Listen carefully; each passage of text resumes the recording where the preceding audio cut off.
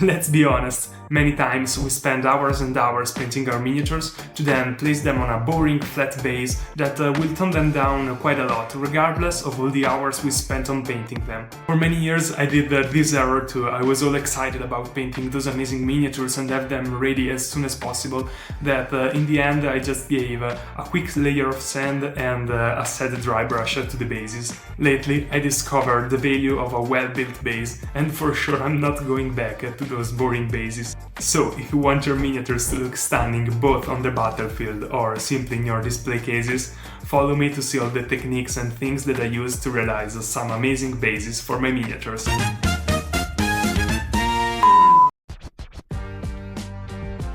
In today's video, as mentioned, I'm going to show you how to build your bases, and to do so, I decided to pick those 6 bases and build them to fit my Skaven and Stormcast Eternal's army, building 3 for each. First thing first, I start by grabbing everything that could be useful to build my bases. My trustworthy bag of bark and various sticks and roots, some cork sheets of various thickness and grain, of course some grass tufts, some sand, and to give to the bases a nice touch, the Skaven tight box set spruces, with still attached some of the unused bits. In this case, for the foundation of my bases, I opted for some layers of cork, so I proceeded grabbing my bases and using them as a guide, I cut some circles of the right size. Then, to adjust all the too straight or too exposed edges, a good technique is to just simply rip them. The irregular grain of the cork is going to leave you with a nice uneven side that is going to look amazing. Once I repeated the same process for all the bases, I proceeded gluing the cork to them, making sure it adheres well even on the edges. Now, to create a bit of depth, I'm going to add another layer of cork, this time cutting a smaller piece than before, and this layer is going to become where the miniature will stand. Choose the right spot to glue this piece onto the last one is really important here. I want to set it a bit further back for 2 key reasons. First, to free up space on the steps forming in front, so I can add more details there later. And second, to create a more unified backdrop, making it look like a solid rock wall. To finish it off and not waste anything, I used some of the bits I had precedently torn apart and used them to place some small rocks on the top. To ensure a more cohesive look, I applied some texture paint in all the areas where the 2 layers met, helping me with my sculpting tools to guide the paint in all the crevices of the rocks.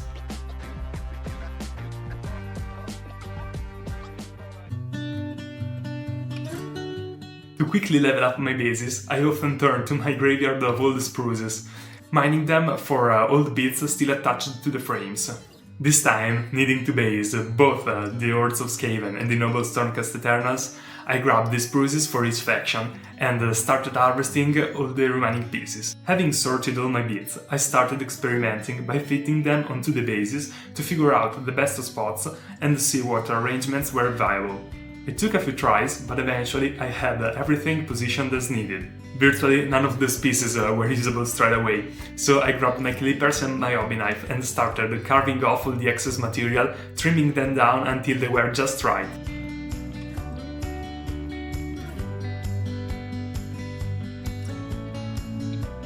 Super glue in hand, I moved on to fixing everything into position, leveraging the existing rocks formation to create a scene that felt natural and flowed well. I have to admit that I love how fast this stuff works. Just a few seconds and the pieces are fused together with incredible strength. An awesome miniature paint job really deserves a base that lives up to it, so it's time for the fun part, breaking out our paints and getting creative. I started by priming everything black, using my airbrush to speed up the process a bit. To start painting the first layer, I used a 70 to 30% mix of black and Duston grey and proceeded by applying it on all the rock surfaces. A point of attention is that cork gets easily damaged, so aggressive airbrushing or just rough handling can make it fall apart, so even though it's primed, always handle it with care. Now, to tone down a bit the grey and create a nice shadow that will help me boost the next highlights, I applied a black wash all over it.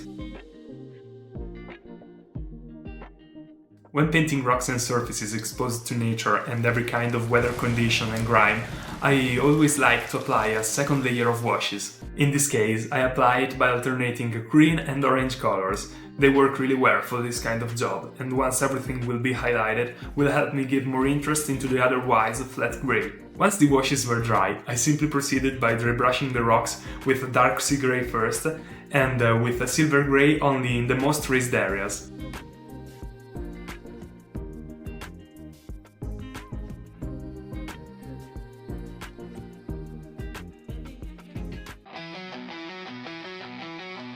One of the final touches is painting all those little details that really tell a story on the base. Things like sword of slain Skaven jammed into the stone, the discarded helmets of fallen Stormcast Eternals, and sometimes even scattered heads, broken shields, or hammers shattered into the thick of battle. While painting these details, I kept their backstory in mind, what they were and where they'd come from. Because of that, I deliberately avoided making the armor and the metal too clear and shiny, aiming for a more muted and battle-worn look overall. I did let a couple of key details pop though, like the toxic green liquid oozing from the Skaven cannon or the vibrant red plume on the Stormcast helmet.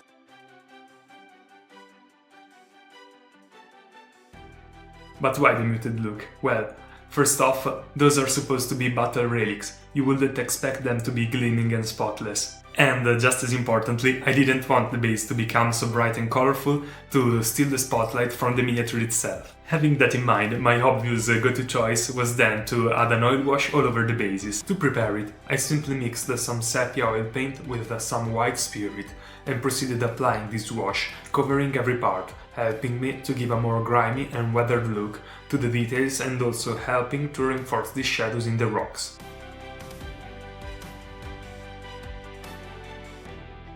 To then restore some of the lost details and highlights, I went back with a cotton bud immersed in some white spirit and proceeded by scrubbing off some of the excess oil paint.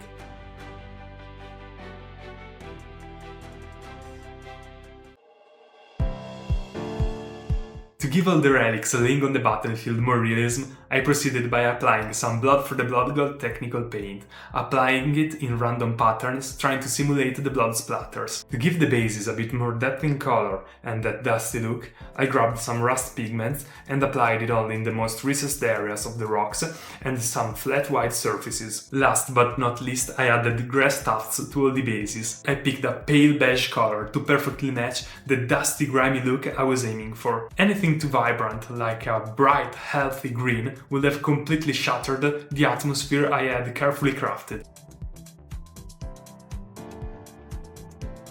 To make then the grass feel more part of the environment, the last touch was to take some of that rust pigment and tint the grass a bit. Usually you can also paint it, but finding the color already pretty appropriate, I thought that this was going to be the fastest and most effective method. And after the most important step, painting the rim of the bases black, I had the bases for both my factions ready to shine on the battlefield.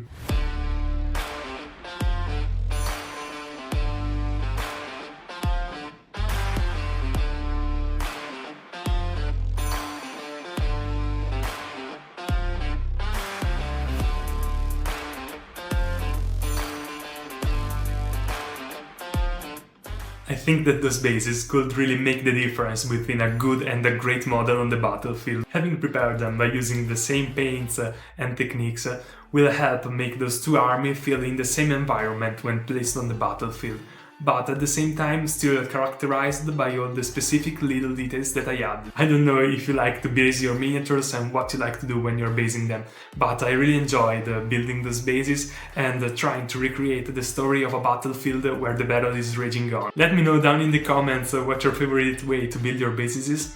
As always, don't forget to leave a like and subscribe, and especially thank you to everyone that already did and that is supporting me in this amazing journey. And as always, don't forget to keep moving forward through your journey in this big minis world.